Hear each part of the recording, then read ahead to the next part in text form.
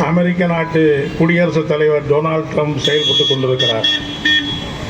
ஒரு நாட்டினுடைய குடியரசுத் தலைவர் மாளிகையில் கொண்டு போட்டு அவருடைய பாதுகாப்பை எல்லாம் அடித்து நொறுக்கிவிட்டு இரவோடு இரவாக அவரையும் அவருடைய மனைவியும் கைது செய்து அமெரிக்க சிறைச்சாலையிலே கொண்டு அடைத்து வைத்திருக்கிற கொடுமையை உலகத்திலே இதற்கு முன்னால் எந்த நாட்டிலேயும் பார்த்தது கிடையாது.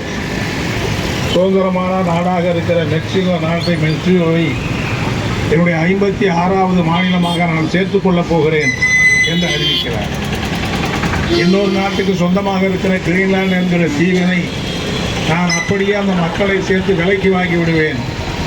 எங்களோடு அமெரிக்காவோடு நீங்கள் சேர்ந்து கொள்ளுங்கள், கிரீன்லாந்து எனக்கு சொந்தம் என்று அறிவிக்கிற இப்படிப்பட்ட ஒரு மூர்க்கத்தனமான ஒரு மோசமான காரியத்தை நம்மாலே பார்க்க முடியாது. ஏற்கனவே இஸ்ரேல் அரசாங்கத்துக்கு ஆதரவளித்து பாலஸ்தீன மக்களை பல்லாயிரக்கணக்கான மக்களை கொண்டு குவித்திருக்கிறார்.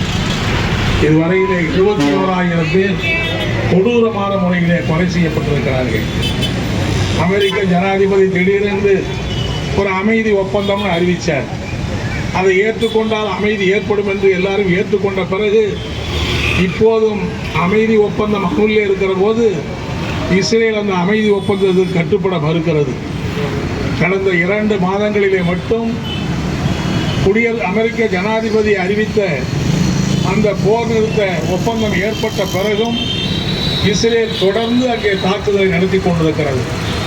எப்படியாவது பாலஸ்தீனம் என்கிற பெயரை அழித்துவிட்டு காசா என்கிற அதையெல்லாம் அழித்துவிட்டு ஒட்டுமொத்தமான விரிவடைந்த இஸ்ரேல் என்று சொல்லுகிற அப்படிப்பட்ட நிலைமையை உருவாக்க துடித்துக் கொண்டிருக்கிறார்கள். இன்னொரு பக்கம் அரபு நாடாக இருக்கிற ஈரான் அந்த நாட்டிலே இருக்கிற அரசாங்கத்தை, அந்த நாட்டிலே ஒரு நிலையற்ற பொருளாதாரத்தை உருவாக்கி கடுமையான பொருளாதார நெருக்கடியை கட்டவிழ்த்து விட்டிருக்கிறார்கள். அந்த நாட்டிலே இன்றைக்கு விலைவாசி வேலையில்லா திண்டாட்டத்தினால் பாதிக்கப்படுகிற அந்த மக்கள் போராடுகிற போது அந்த நாட்டு அரசாங்கம் அந்த மக்களும் தீர்வு காண வேண்டிய அந்த பிரச்சனையில் அந்த போராட்டத்தை உசுப்பிவிட்டு அந்த போராட்டத்தை ஒரு வன்முறை களமாக மாற்றி அந்த போராட்டம் இன்றைக்கு ஈரானிலே ஒரு கலவரமாக மாறி இருக்கிற அப்படிப்பட்ட காரியத்தை செய்திருக்கிறார்கள். இதுவரையில் 1000 பேருக்கு மேலே அங்கே இறந்திருப்பதாக செய்திகள் சொல்லுகிறது.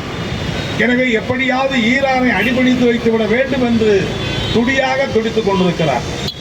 இன்னொரு பக்கம் அமெரிக்காவை கடந்த 60 ஆண்டுகளாக எதிர்த்து கொண்டிருக்கிற இன்றைக்கு அமெரிக்காவினுடைய பிடிவாதத்திற்கெல்லாம் அடிபணிய மறுத்து கொண்டிருக்கிற கியூபா நாடு, உலகத்திலேயே ஒரு சோசலிச நாடு, அமெரிக்காவை எதிர்த்து 60 ஆண்டுகளுக்கு மேலாக ஒரு வீர போராட்டத்தை நடத்தி கொண்டிருக்கிறார்கள்.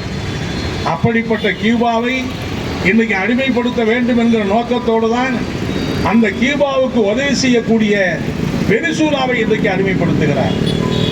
ஆகவே அமெரிக்காவுடைய நோக்கமெல்லாம் அரபு நாடுகள், தென் அமெரிக்க நாடுகள், கரிபியன் கடற்பகுதியில் இருக்கிற அந்த நாடுகள் எல்லாம் தன் கையிலே கட்டுப்பாட்டுக்கு வருவதன் மூலம் உலகத்தினுடைய மொத்த எண்ணெய் வளத்தையும் மொத்தமாக கைப்பற்றி அமெரிக்க முதலாளிகள் கொள்ளையடிப்பதற்கான ஒரு கொள்ளை கூட்ட தலைவனாகத்தான் இன்றைக்கு அந்த நாட்டில் இருக்கிற டொனால்ட் ட்ரம்ப் என்பவர் மாறி இருக்கிறார்கள்.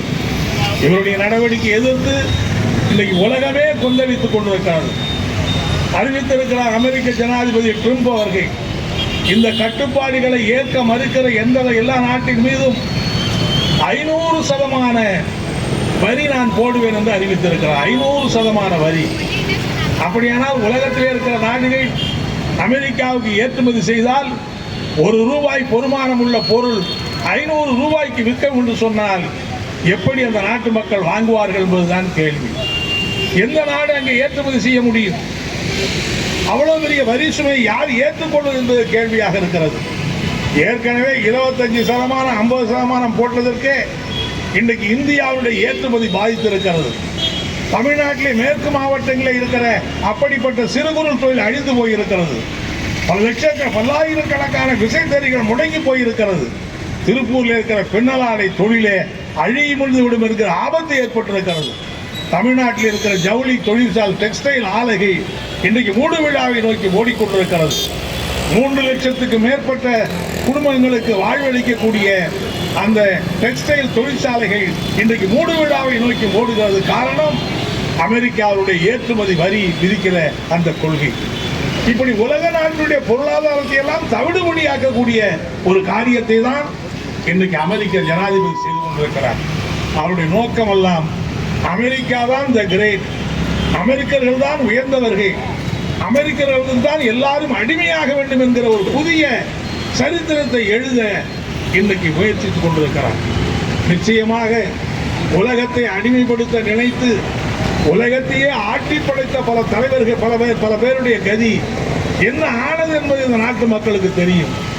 என்னுடைய துப்பாக்கியின் கீழ் உலகமே வரும் என்று கொக்கரித்த ஹிட்லர் கடைசியிலே முகவரி இல்லாமலே போனான். அவன் செத்த உடம்பை கூட அடக்கம் செய்ய முடியாத அளவுக்கு உடல் கிடைக்கவில்லை. முசோலினி அதே கதிக்கு ஆளானதை இந்த நாடு பார்த்து கொண்டுதான் இருக்கிறது. அப்படிப்பட்ட பாதையிலே தான் இன்னைக்கு டொனால்ட் ட்ரம்ப் போகிறார் என்பதை நாம் புரிந்து கொள்ள வேண்டியிருக்கிறது.